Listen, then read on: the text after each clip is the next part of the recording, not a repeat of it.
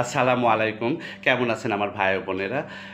সত্য ঘটনা অবলম্বনে আজকে যে নাটকটা আমি নিজে একক অভিনয় করে দেখাবো, সেটা আমার পরিবারের ঘটে যাওয়া ঘটনা।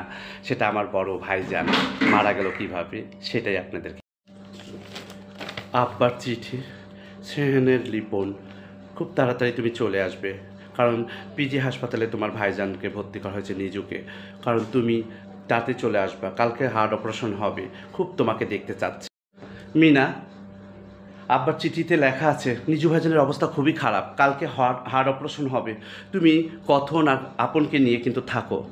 হ্যাঁ, আমি তাড়াতাড়ি এখনই রওনা হতে হবে, আমার মন ভালো লাগছে না। আমি রওনা হলাম, তুমি।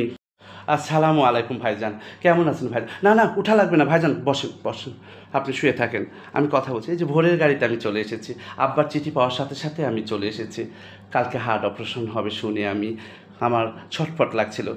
আমার নতুন চাকরি, আমি কিছুই করতে পারছি না আপনাকে। না না ভাইজান, আপনি মন খারাপ করবেন না। ভাবি, আপনারা কেমন আছেন? আম্মা কই, আব্বা কই, আর সবাই কই? কারণ আচ্ছা, দিজি আপার বাসায়। আহারে, দিজি আপার ঋণ আমি শোধ করতে পারবো না, আমরা কোনো দিনই পারবো না ভাইজান। আমার, না না, মিনা আসতে পারবে না। আমার 3 মাসের যে বাচ্চাটা, মেয়েটা কানেও শুনে না, কেমন যেন খালি শুয়ে থাকে, এদিকেও তাকায় না ওদিকেও তাকায় না। কারণ আর আপন তো খুব চঞ্চল হয়েছে, এত চঞ্চল, ওকে ভর্তি করে দেব ভাইজান, টেনশন করেন না। আর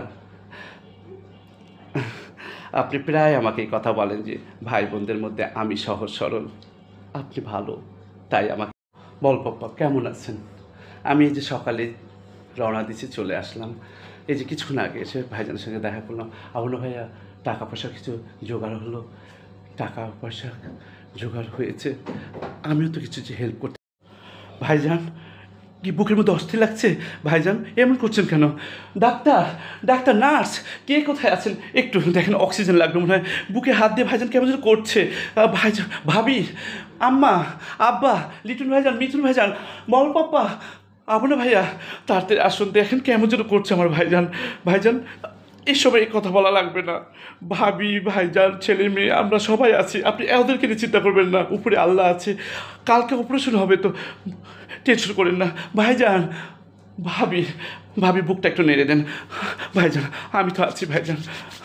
আব্বা, আব্বা এখানে বসেন। আম্মা প্লিজ, আপনি কান্না করবেন না, এই সময় কান্না করলে ভাইজান ভেঙে পড়বে। ভাইজান, ভাইজান, ভাইজান, ভাইজান, ভাইজান।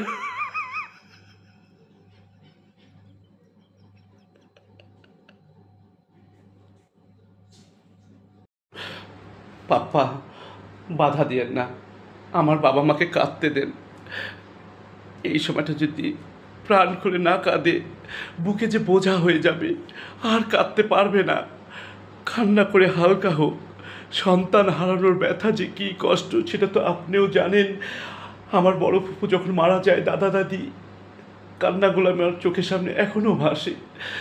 আমার বাবা মাও এই বোঝায় বয়ে নিয়ে সারা জীবন যতদিন বেঁচে থাকবে, ততদিন এই বোঝায় বুঝতে হবে সন্তান হারানোর ব্যথা যে কী কষ্ট, কত বড় বোঝা।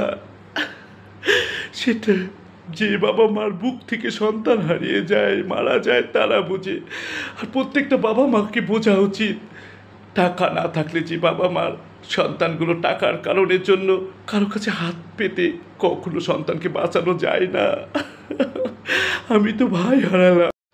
বন্ধুরা, এটা আমার নাটক না, এটা আমার বাস্তব চিত্রটাকে আমি অভিনয় করে, অভিনয় না, আমার কষ্টটাকে প্রকাশ করলাম।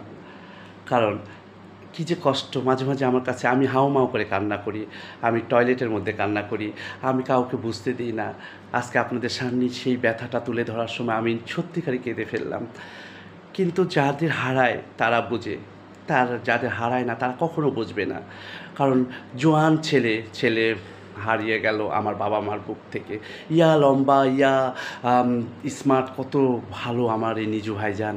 কারণ আমরা আর পাবো না, আমরা 7 ভাইয়েরা 1 বোন। আমার বড় ভাইটা মারা গেলেন, তারপরে 20 বছর পরে আমার ভাবি মারা গেছেন, তারপরে দেখেছি এই আমার 7 ভাইয়ের 1 বোন মারা গেছেন। আমার এই ভাই মারা যাওয়ার 2 দিন পরে কোরবানি ঈদ। সেজন্য কোরবানি ঈদটা আমার কাছে খুব কষ্ট লাগে, কাউকে বুঝতে দিই না, আমি হাসি খুশি থাকতে পারি না সেদিন।